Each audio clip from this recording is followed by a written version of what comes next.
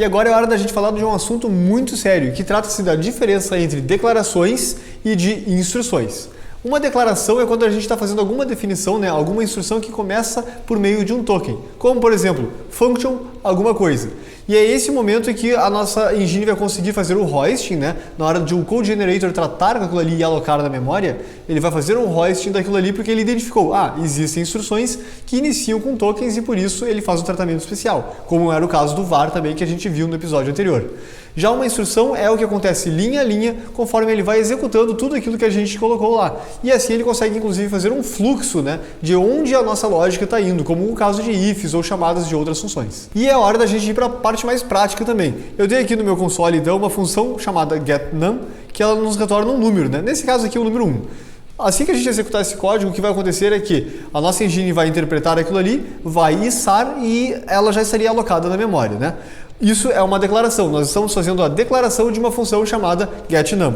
E é isso que, como vocês viram no vídeo anterior, eu podia fazer o getNum antes, não é? Então eu podia fazer aqui um console.log de getNum e ela não daria um erro porque ela já havia sido içada antes mesmo de eu executar esse código. Porém, uma maneira que eu posso fazer para que ela não seja içada é cancelar isso aqui, ou seja, eu faço com que ela não seja uma declaração, mas sim apenas uma instrução. Como é que eu faço isso? Eu posso, por exemplo, criar aqui uma constante, ou poderia ser uma variável também, né? Com o nome de resultado. E esse nosso resultado vai receber a função em si. Agora eu vou fazer uma coisa diferente, eu vou colocar um debugger aqui para a gente poder enxergar, né? E quando eu executo isso aqui, o que acontece? A nossa função getNum, ela já existe, já foi definida e está alocada por meio de uma declaração, e o meu console vai conseguir executar ela e funcionar normalmente. Porém, se eu alocar ela em algum espaço da memória, digamos aqui uma variável, certo? Result. Ela vai receber a nossa função, certo? Agora, o que vai acontecer quando a gente executar esse código? Eu vou dar um Enter aqui, a gente parou num ponto de depuração, né? E eu tenho aqui a nossa getNum, que é um erro. Por que ela é um erro? Porque ela não está definida, né? A nossa variável getNum não é uma função, ela nunca foi definida, ela nunca foi criada, nem alocada na memória. E a nossa result, ela é undefined. Então, mesmo que eu tentasse chamar a função result ali, ela na verdade não conseguiria fazer nada porque ela é o valor de undefined. Nesse caso a gente vai ter um erro, eu vou comentar aqui essa nossa linha, e agora o que vai acontecer aqui, a nossa result é undefined, e num outro momento ela passa a ser uma função, a getNum. Notem que mesmo assim eu não consigo chamar a getNum, ela não existe, tá? Porque a getNum não foi alocada na memória em nenhum momento, ela simplesmente foi jogada para dentro de uma variável que essa sim pode ser acessada. Uma coisa interessante é que a gente consegue fazer isso, transformar uma declaração em uma instrução de diversas formas. Basta a gente fazer com que aquele token de declaração não esteja no início da instrução. Então, por exemplo, se eu tenho essa função getNum aqui, uma coisa que eu posso fazer é simplesmente encapsular ela dentro de parênteses e aí ela passa a ser uma função que não existe na memória. Então a minha getNum continua não existindo. Ela continua não tendo sido nunca declarada, né, para ir parar na memória. Ela simplesmente foi uma instrução que estava lá. Essa instrução ela criava uma função que nunca acontecia. Porém, eu posso, inclusive, chamar ela aqui. Então, se eu fizer isso aqui, eu estou criando ela na memória e chamando ela imediatamente. Vocês já devem ter visto esse tipo de código muitas vezes. Inclusive, o jQuery fazia muito uso disso, né? E várias bibliotecas acabam fazendo. São essas famosas closures, onde a gente consegue, então, colocar variáveis dentro daquele escopo ali e essas variáveis acabam morrendo logo após a execução.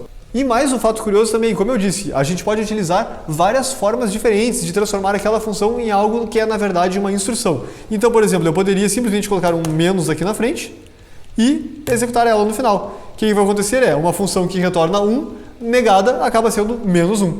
Eu poderia fazer a mesma coisa também com, digamos aqui, um mais. E aí ela acaba voltando apenas o número 1, né?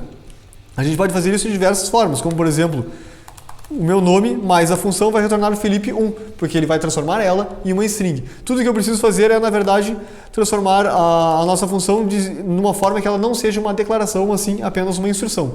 A partir dali, isso aqui acaba sendo válido, né? Uma coisa que é muito utilizada é usar uma exclamação também. Se tu não te preocupa com o retorno, tu pode usar uma exclamação para tornar aquela função auto-executável, né? Para que a gente possa fazer essa chamada aqui logo no final dela. E ela vai continuar não sendo uma função alocada na memória para que a gente possa chamar. Mesmo que eu faça isso aqui, ela nunca vai estar disponível para nós através do nome getNum, porque ele simplesmente não foi alocado na memória em nenhum momento. E uma coisa interessante, como vocês devem ter reparado aqui, é que se eu retorno 1 e estou negando o resultado da função, não 1 é falso, obviamente. Então se eu retorno, por exemplo, uma string vazia, vai ser true. Depende do que tu está retornando aqui, se tu estiver utilizando um não na declaração daquela função, isso pode ser uma coisa que vai trazer um resultado diferente para o teu código, né? Uma outra coisa bem importante da gente falar também é que essa função ela poderia não ter nome. Isso aqui é chamada a função lambda, no caso a anonymous, famosa anonymous. Porém, se ela disparar algum erro no meio da execução, tu vai ver lá aquele stack trace lá com uma lista de funções anônimas, né? Várias anonymous functions, anonymous. Daí é muito difícil de tu depurar esse tipo de código.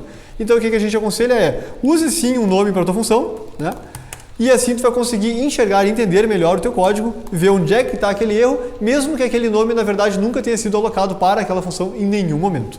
Espero que tenham curtido a nossa série aqui sobre hosting, tenha sido útil para vocês e, claro, deixa teu comentário aí e acompanha a gente no nosso canal.